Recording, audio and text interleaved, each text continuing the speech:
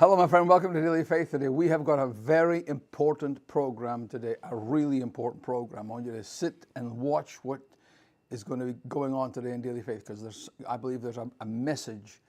I've got a dear friend of mine that I admire beyond words. Troy Brewer is with me. For decades, he has been in the same calling and doing the same kind of stuff in South America that we do in Europe, Eastern Europe. And he has got a story to tell us today that will absolutely amaze you as to the bravery, first and foremost, the bravery of this man to go into the lion's den and redeem and rescue those that have fallen. This is an amazing story. So please do that. Share the broadcast if you can. If you're watching, if you're a pastor, hit the share button. Let your folks know, because this is important stuff we're talking about today. It's one of the things that we talk about once in a while. It comes up as a little fizzle and we get excited about it. We talk about it for a while and then we all go back to what we were doing. And one of the greatest tragedies in the world today is human trafficking. This movie, The Sound of Freedom, that has been spoken about so much, and so many Christians have gone to see it. And people have contacted us here and said, oh my goodness, it's terrible. This is unbelievable. We didn't realize this is what you're doing. And we've been sending the mail for 10 years, and they didn't realize that this is what we're doing. And so we're just so excited to have you with us. We're on YouTube. You can go there, just youtube.com, Daily Faith. And there's other ways. Dailyfaith.tv is our home base. That's where all our programs are archived. You can go. This last week, we had some Holy Ghost stuff that you need to listen to. Faith, and one day was all faith, one day was all Holy Ghost, talking in tongues. It was great. We had a fabulous time. Thank you for watching us. If you're watching us on Journey Network with J.T. Goyton, if you're watching us on TCT or WGGS or Integrity Network, or of course on CTN. We're also seen on CTN every Monday evening at 9 o'clock. And just if you could please tell your friends about watching us on CTN, because that's growing. DirecTV is channel 376, Dish is 262, and on Glorious Star is 117. So we're just glad to have you with us. We're thrilled. I want you to meet this man. I want you to meet this man of God, because I have my respect and awe of him is unbounded. I can't wait for you to hear what God's doing in his life. We're delighted you're here. Welcome to Daily Faith.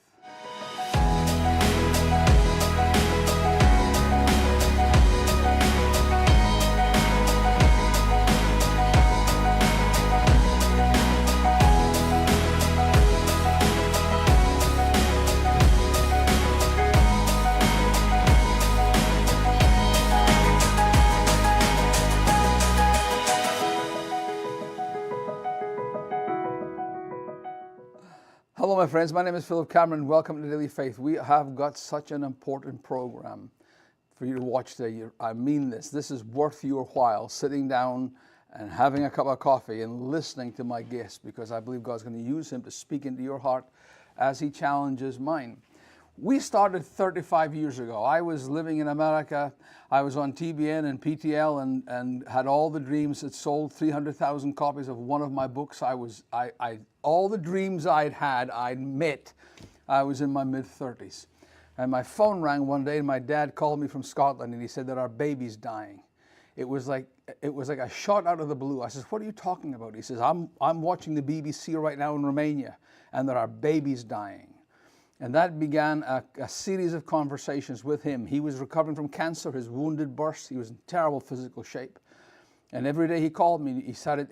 The conversation changed from the baby's dying and then what are you doing about it? And I said, Dad, this has nothing to do with me. I'll send the Red Cross $100. Leave me alone. He called the next day and the next day that our baby's dying. What are we doing about it? And 4 or 5 days in, he said, I'm going by myself. I can't sit here any longer. I need to hold his back like you take a 3-iron and taking a golf shot out of his back. And I said, stop it, I'll go. He says, well, if you won't go, if I die in the way, it's your fault. And that is how I was introduced to an orphanage in Timișoara, Romania. Walked in, hated every second of it. The second day I walked in, went up the stairs into salon number 5, and in the middle of 30 kids in this hellhole, a wee face was looking at me. And the Holy Ghost spoke to me. He said, that's your son. Clear as you're hearing my voice, I heard his voice. I went over, picked the baby up, And I said, I don't know who you are or where you come from, but I promise I will not stop until I get you. It took me a year. And in the year I discovered they had no toilets. The beds were painted with lead paint. The roofs leaked. The place was a shambles. And each time I went back, I brought back the money to build one more thing, fix one more thing. And when we finally adopted Andrew, I thought that's me done. But I've been addicted. I am addicted to caring for orphans. And sometimes, and I think my guest today you're going to meet, I think sometimes it's an addiction. It's a divine addiction that you can't get it out of your spirit. You can't stop. And when you're exhausted and you think you've stretched all you can, we're going through this right now. We're about to take on a project that I haven't even spoken about yet. And it's too big and it's too much and it's too everything. And I can't help myself. I'm addicted to caring and helping.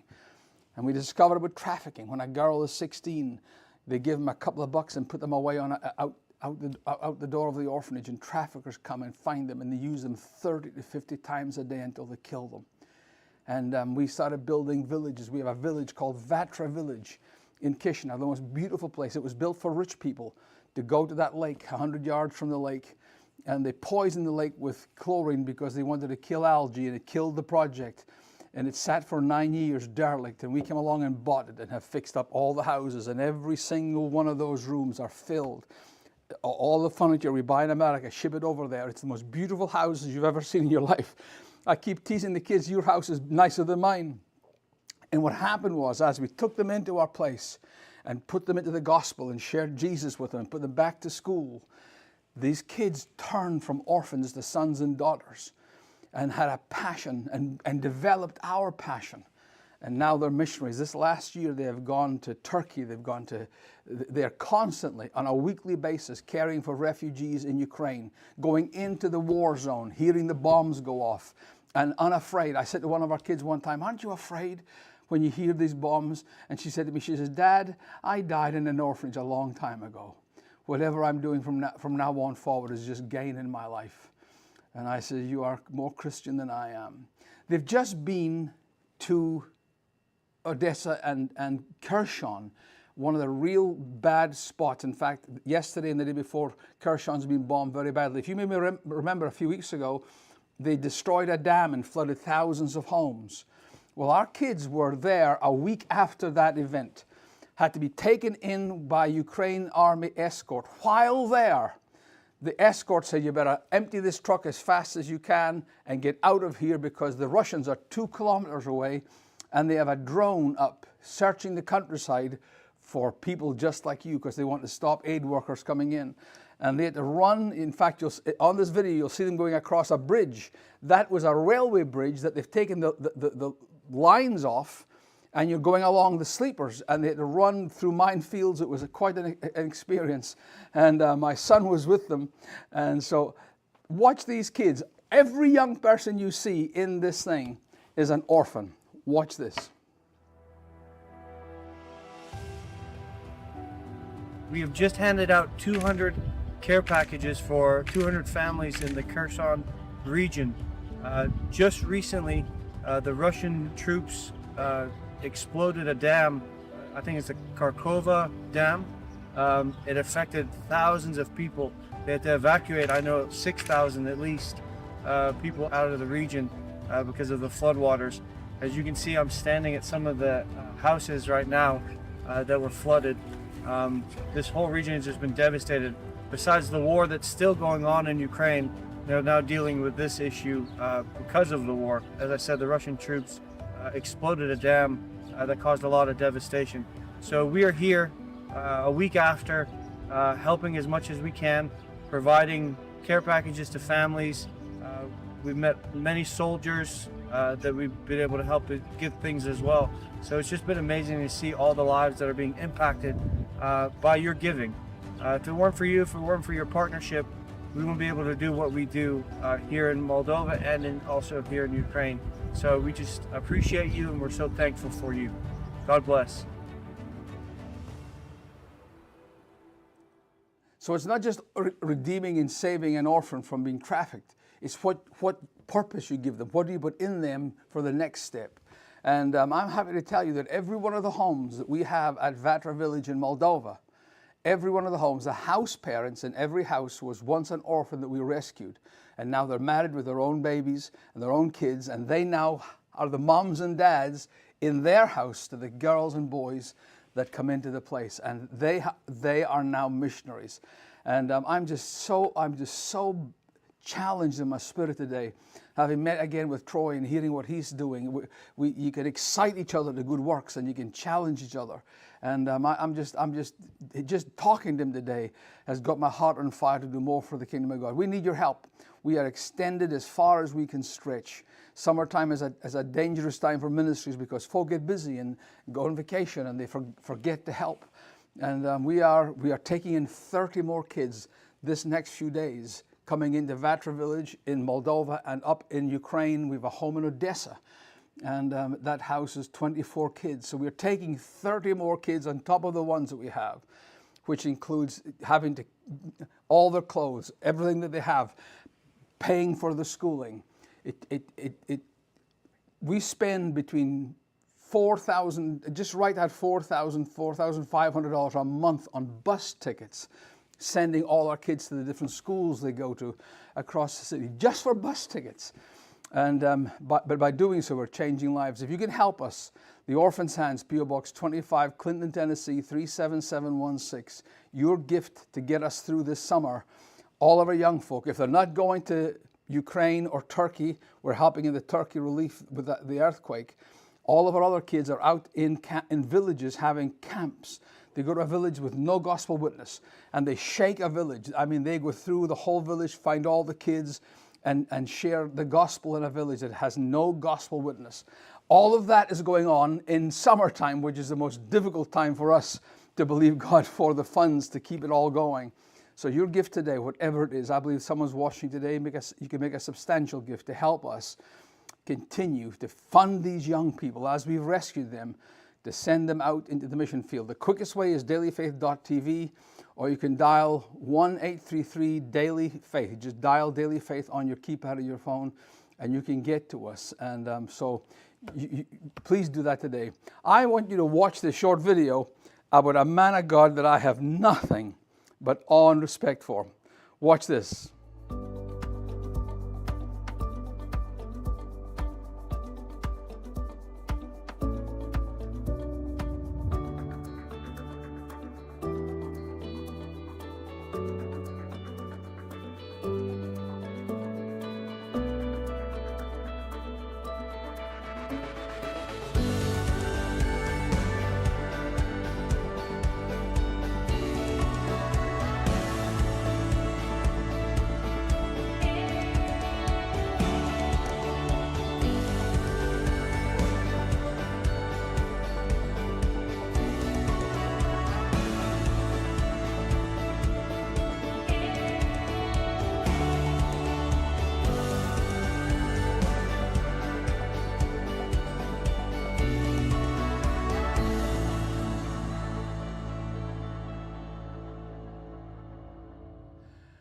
Troy Brewer, thank you so much for being with us today. Oh my goodness, I watch these things. Are you like I am? I think I'm schizophrenic because whenever I see something else, I want to do that. I want to go to Africa. When I see, my heart is so caught up in missions that I'm called to everything that I see. And Troy, thank you for being on Daily Faith today. We love you so much and respect you for the amazing things that you are doing. You're not just a local pastor, you're a world missionary. And thank you for being with us today on Daily Faith. Oh my gosh, Philip, I watch what all you're doing and I am so jealous. I look at what you're doing and I don't even know if I'm even saved. You guys are doing so much stuff. Are you feel kidding exactly me? the same. I feel exactly, when I watch what you do, I think, oh geez, I'll say to Andrew, we've got to do more. We've got to do more. We've got to do more. That's what I think. Me too. Whenever I see you and your organization, your ministries, and the fact that you're in your second generation, and we're in our second generation as well. Amazing. And I totally know what that means. That's the real joy. And I see it, and I just think, man, we got to step up. I need to call my teams. We got to step up. These guys are something else. Amazing. Tell us what you're doing. Give the folk a synopsis of what you are doing around the world right now. How many kids are under your care at this moment? We have over 4,000 kids under our care right now, Unbelievable. and we have 18 rescue centers in. Let's see, we have it in Nepal. We have a bunch in Nepal. We have a whole bunch in India, and then we have our biggest operation is in Uganda, and then we have one in Tanzania, and then on this side of the world, we're all over Mexico. We have a bunch of really cool things we do in Belize. We do a lot of things in Nicaragua. We have a monster food bank in Nicaragua. We feed over 100,000 people a month just in Oh my Nicaragua. gracious. And then, yeah, and then in the Amazon region, which is Colombia, Peru, It's amazing. and Brazil. And we're just like you, we're just one small organization that we just have a yes on our spirit. And then over a That period of 30 years, you got all this stuff going on. I And wish I could say we're, no. I wish to me God too. I could say no. And you can't Come because on, you come you on. go yes, yes, Yeah, yes, and I it's totally crazy. understand. Well, I know Well, in I my am. in my story, I adopted Andrew, and that was my kickstart. What got you started on this thing? Yeah, what got me started on this thing was exactly like Andrew. Which by the way, I'm out at Redemption Ranch in West Texas. So we have a I love it. we have a ranch out here in West Texas. That's why there's animal heads on the back wall. I'm not in my studio today. We're way out in West Texas today. So what first got me started was we were doing a food outreach in Matamoros, Mexico, 28 years ago, and we were doing a monster food outreach there. And I saw something in the trash. We were in a big trash dump, a massive trash dump, Yeah, and we were feeding people there. And I saw something in the trash, and there was a little girl that was kind of squatting over, just kind of protecting over this filth. And I thought, man, what is that? And I walked over and I could see underneath it, Philip, that there was a doll that was underneath all this filth. yeah. So I went, okay, this 4 or 5 year old little girl, she's actually, she wants that doll. But it was so filthy, and there was unidentifiable filth on top of it. And I couldn't even figure out what it was. So I kicked it to get it off of it. When I did, it moved, and it was a brand new baby boy. Oh And Jesus. Oh I my reached goodness. Oh, down and picked him up and poured water on him. And I think he had just been born, and somebody just threw him into that trash. I picked him up. He was breathing so fast, and I didn't know what to do. So I took off running with him, got him a pickup truck, drove to the hospital in Matamoros, and then this little boy lived. And that one little boy, his name is Juan, and he's like 30 years old now, or 30. So yeah, so that's actually been over 30 years ago. But anyway, amazing. Oh, he lived, and that was the very first one. So I couldn't sneak him across the border. So the church that we were working with there to do the food outreaches, I just started sending a monthly check and then coming down there and seeing him. yeah, Well, they began to tell everybody that we'd found this baby in the trash dump, and this miracle of this gringo that came to Mexico and found this sure. baby. And then somebody dropped off a little girl there at their church. And then somebody dropped off another one. Somebody dropped off another one. And then before long, we were like, okay, we have to organize this thing, because we don't want these kids being raised in an institution. We want them to have families, and we Families. want them to have a name, and we want them to have a birthday, and we want them to have, all these things. And so that's kind of what got us into that, Philip. And then from there, again, we were doing food outreaches all over the world. I had a knack for building food banks, and the Lord just anointed me to do it. So we just we figured out, and we put together a plan on how to do that. Yeah. And I was in Costa Rica, and I was in a trash dump in Costa Rica, and we were building a big food bank right next to this trash dump. And while I was in there, brother, I came across this woman that had these two little Nicaraguan refugee children, two little girls. And she was talking to me in Spanish, and I was trying to pick up what she was saying. Mhm. And I understood what she was saying. She was trying to sell me these two little girls. Gee. She thought that I was a sexual tourist, and she told me I could take them and I could make a movie. That's what she told me with them. And when I understood what she Oh was my saying, that she was trying to sell me these children for me to sexualize and brutalize, to molest, I said, yeah, I'll buy them right now, right this second. How much? And we negotiated a price, and I left there with them, turned them over to my wife, and we took them to another children's home. Yeah. And they got healed up, and then those two little girls became my little girls. They actually became my kids.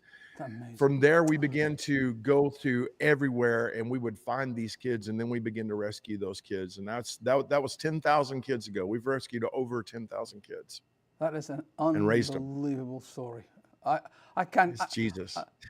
I wish to God I was in West Texas to hug your neck right this minute, because you are speaking as if it were me talking from my heart. And a lot of folk come along and take some. I know this must bug you the same as it bugs me. So many folk come and take a photograph and then leave and do nothing and leave nothing and build fly in the nothing. eye. We absolutely. And I've had them come. It's sickening and disgusting. Yes, sir. No, once you get them, and this is what you do so well, Philip. And I hope that people watching this will understand. It's one thing to see it and to have your heart broken, but that's not near enough. It's not near enough. Not enough. And it's also not enough to just feed them and walk away. That's correct. You have to actually dedicate your life, and you have to wrap your world around the idea of, how do I get that child into a place to where they are redeemed and saved in every way a child can be saved. And then that requires brick and mortar and cold running water and hot running water and clean clothes and all that. And people look at that and go, no, that's not really cool. Too much. What's cool is the dramatic thing, but this everyday thing is not really cool.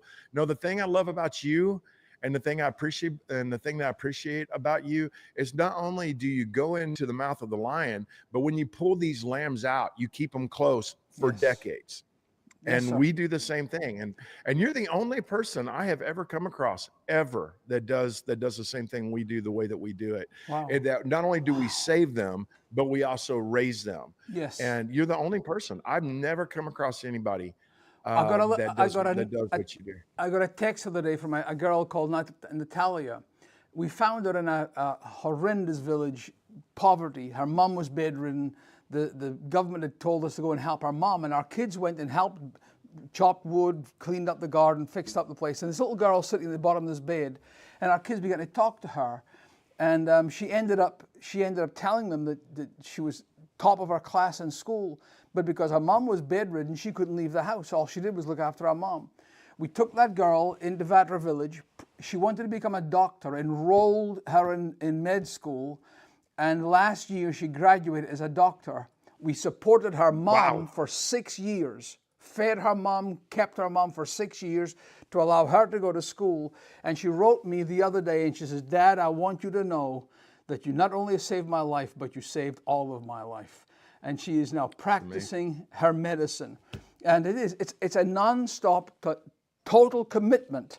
And I just honor you, my brother, for what you have done. Now, recently, we're going to show some B-roll as you talk about this. You were up in the high places a few weeks ago. What happened?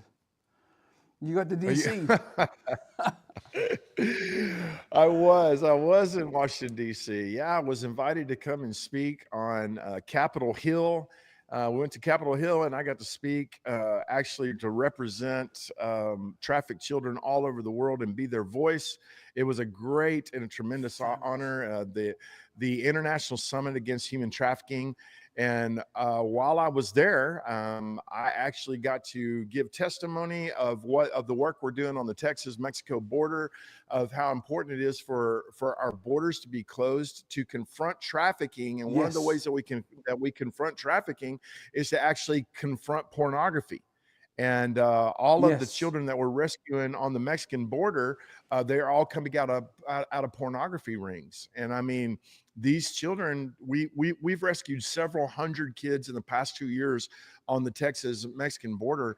And I mean, Philip, they're little bitty guys. You know, they're 3-year-old, 4-year-old, 5-year-old, 6-year-old, 7-year-old children that we are bringing out of these pornography rings. And if the laws are not enforced against pornography, how in the world can we say that we're against trafficking if we're not against pornography?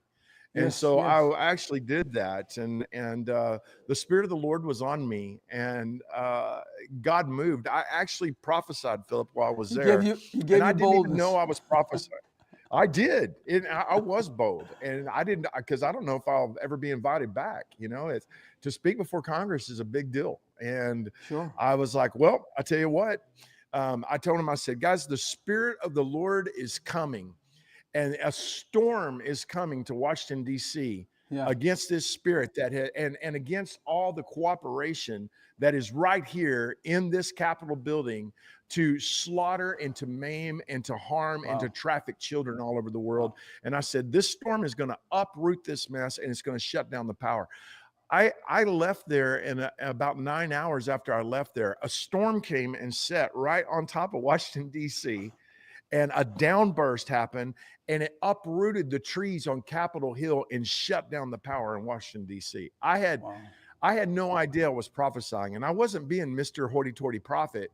It's just that signs, miracles, and wonders follow the preaching of the gospel. Yes, sir. And that actually happened while I was there. I pray to God that these men waking up and these women waking up, because blood is on their hands. Blood is on their hands. They are complicit with the hell that's taking place with these young kids that are being used by beasts of people.